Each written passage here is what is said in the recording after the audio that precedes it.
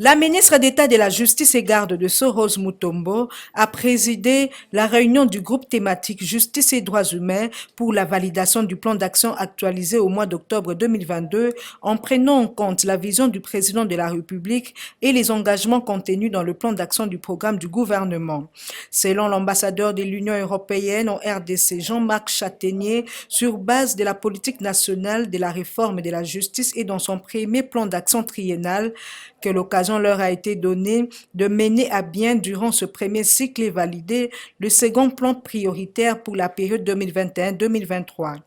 Les acteurs de la justice peuvent renforcer leurs liens avec les autres acteurs de réforme au service de la sécurité nationale, la police, l'armée et les autres administrations régaliennes comme le ministère des Finances, la douane, avec tous les acteurs qui peuvent avoir un impact sur la mise en œuvre de cette politique.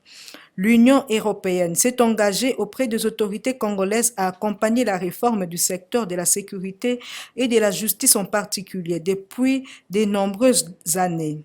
Selon Jean-Marc Chataignier, la justice est au cœur, le fondement, le centre, le nœud gordien du contrat social. Seule une justice impartiale et accessible à tous et à toutes peut susciter la confiance des gouvernés envers les gouvernants et garantir la sécurité juridique nécessaire à l'épanouissement des peuples et à l'augmentation des investissements dans le secteur privé et notamment des étrangers.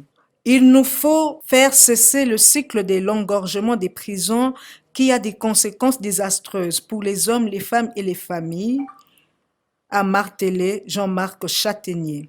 Le but de tout cela est de restaurer la confiance des citoyens dans l'appareil judiciaire et au-delà dans les institutions congolaises. Il est essentiel que la lutte contre l'impunité et contre les violations des droits de l'homme progresse. Les hommes et les femmes souffrent de la guerre, des exactions des groupes armés dans l'est de la RDC. Or, aucune paix durable ne peut se construire sans justice ni reconnaissance des violations monstrueuses.